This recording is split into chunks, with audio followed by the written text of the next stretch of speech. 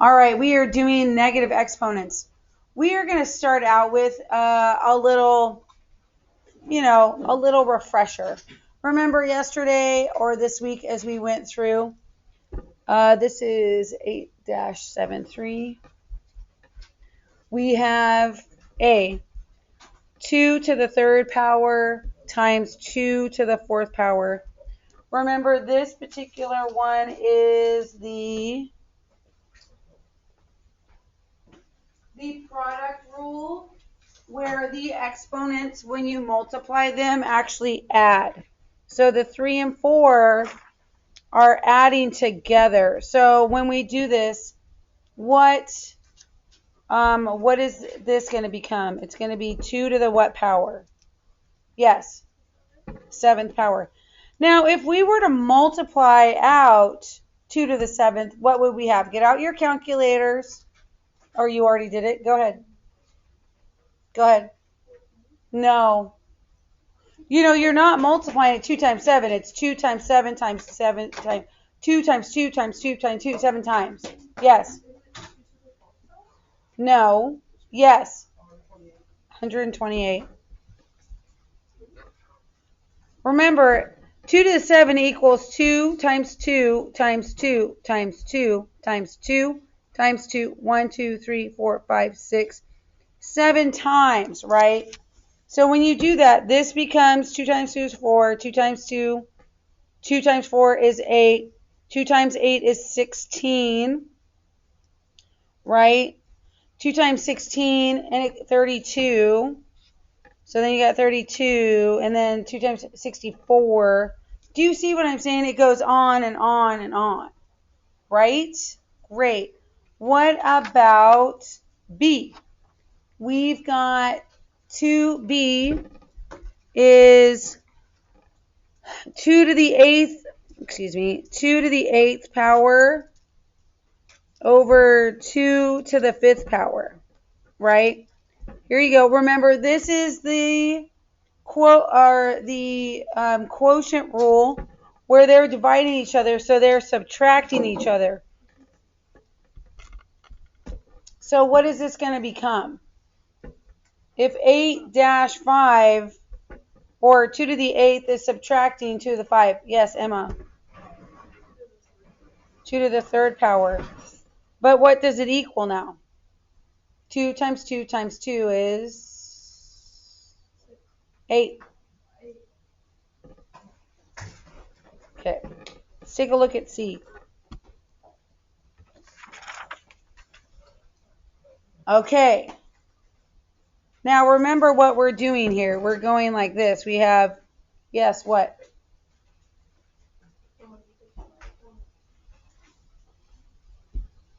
So this is the power rule. So this is multiplying this, but it's also multiplying this. So this is 5 times 5 times 5 times x squared times x squared times x squared, right? So these all add up to what? Yes. 6. Yes. And then 5 times 5 is 20 times 5 is 125. How do we feel? Do we feel copacetic? Does that seem like that? That's all right. We'll get more practice. Of course. Remember, this is the power rule. So when you have this exponent here, it multiplies this and it multiplies this. So then when we put it out there, these add and these multiply. That's right. We're going to do some more practice. Are you ready? Okay. So now we're going to hook it up to this one. We are at 8-76, but we are going to stick along with 8-76. If you look at, let's just go to 2 times 3. 2 to the 3rd power equals 8. We know that, right? 2 to the 3rd power. But what if you look at to negative 1 power. What is that going to be? Remember, this is called the negative exponent rule, where we automatically have to put 2 over 1 under 1. So it's 1/2. Yes. Were you going to say that? Try this one. You've got 2 to the negative 2. What does that become? Nick? It's this, right? But it also equals what, Brandon? Great. What about 2 to the negative 3? What does that equal? Yeah. Yeah. Or wait, this is 3, not 5. So it is 1/8. Are you starting to grasp my concept? When you see, okay, let me put my little asterisk. When you have a negative exponent,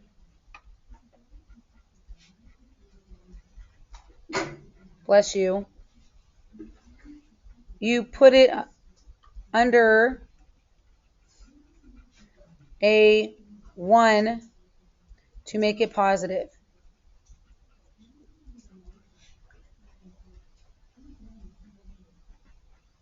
Okay, great.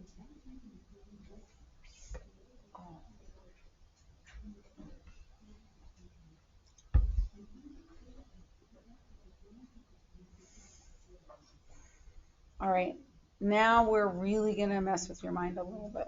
Remember how we were doing scientific notation this week as well?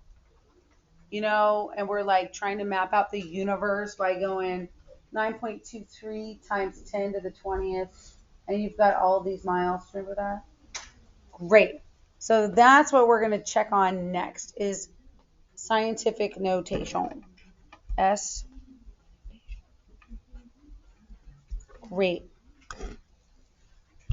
All right. So we've got, hold on, 8-81. All right. I've got a 6.3 times 10 to the 5th power. What does that equal?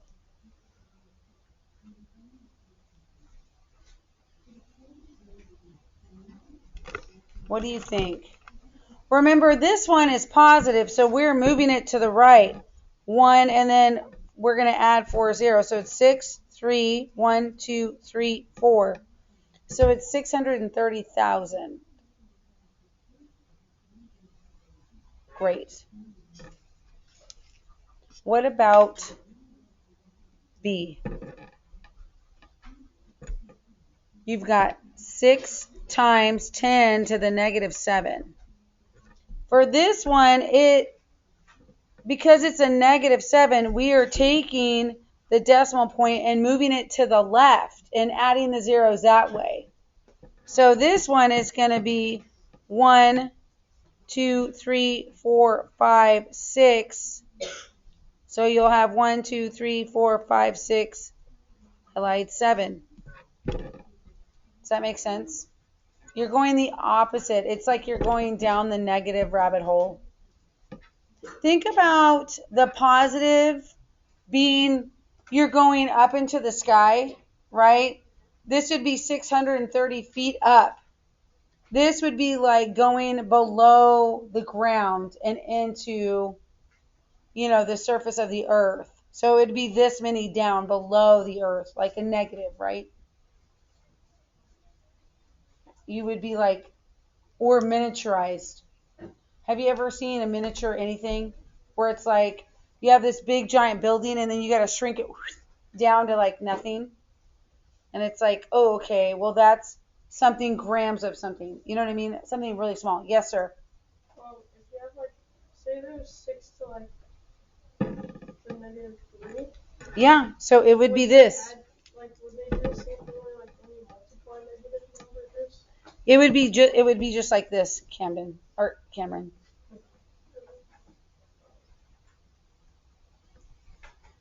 We're going to keep going. Let's go to the next thing on 8-82.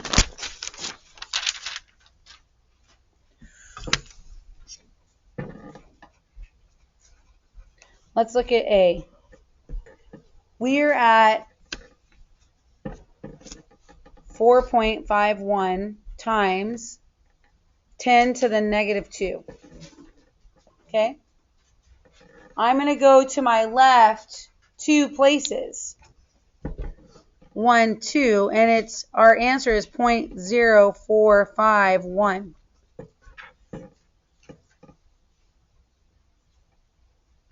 Okay, let's look at B. B is going the opposite direction. It's going 0.789 times 10 to the 5th, isn't it? And so I'm going 1, 2, 3, but I still don't have enough, so I'm going 7, 8, 9, and adding 2 zeros. Does that make sense? Yeah.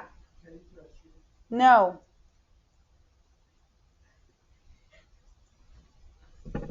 C. We've got 31.5 times 10 squared.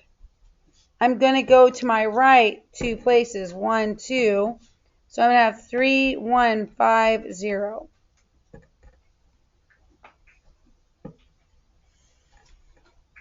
All right, D is our last one for this one, and it's like this. 3.008 times 10 to the negative 8. So, Cam, I'm going to move the decimal point over, so that makes it negative 7 now. So now I add 1, 2, 3, 4, 5, 6, 7, and our number is, I don't even know how many, this is like really down there in the, does that make sense? You're on this side of the decimal sign. You know what I mean? Like this is tenths, hundredths, thousandths, 100,000ths with the at the end. This goes way down there, okay? So now these are all negative. A lot of these are negative numbers. We're having to work with both so you can see the right and the left. So take a look at this one. This one is 8-83. A 6/5 times 6 to the negative 3. What is our answer? Remember, this is negative, this is positive. What do you got left? You're subtracting it, yeah. Yep, and then what is 6 squared?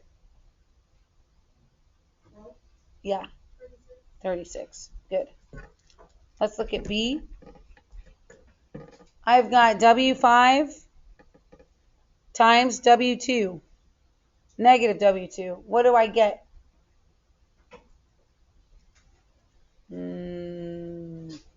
Edgar.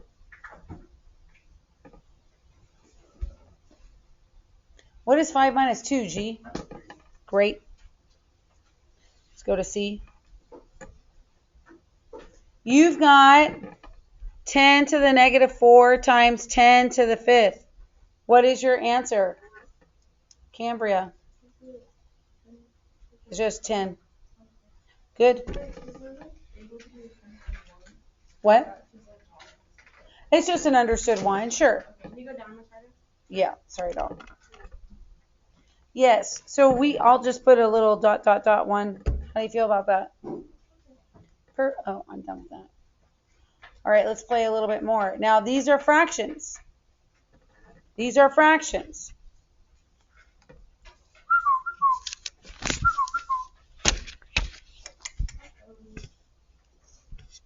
So we've got 8, 8, 4, A.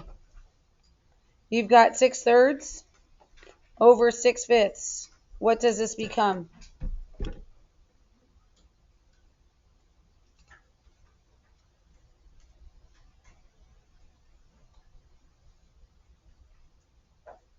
Gary, what does this become? Remember, this is this quotient. They subtract. Caden, 2. Yes, Gary, good. It's 1 and 6 seconds. What is this also? What is 6 times 6? No, that's 6 plus 6. Cheese and crackers. B. You've got M5 and M6. What do you got left over? Yeah, Emma. It's fine. Oh. Hold on, let's see if I can get this on the paper. C. You've got 10 halves and 10 fifths. What does this become? Hello in the back, Brandon. What does this become, my friend?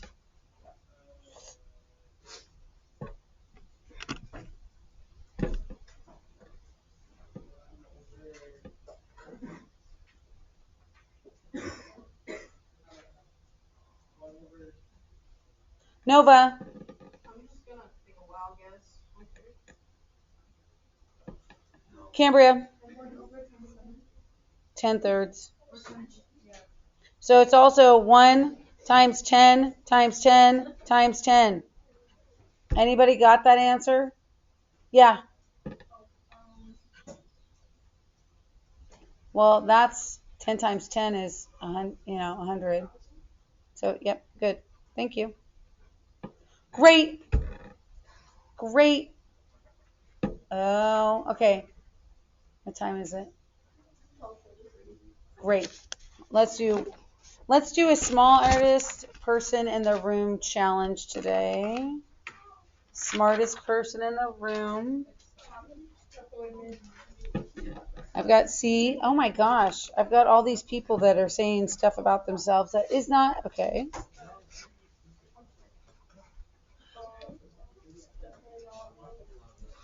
Oh my God. Ready? What's the answer?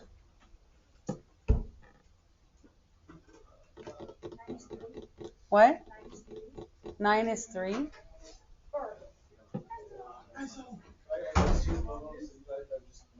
Would you just do it quickly? Thank you. Who has my answer? What? I said hurry up and go. Go, Cambria. So it's C to the 8. Is it A or not? A to the Third. Yep. Cambria is the smartest person alive in this class today. Yay.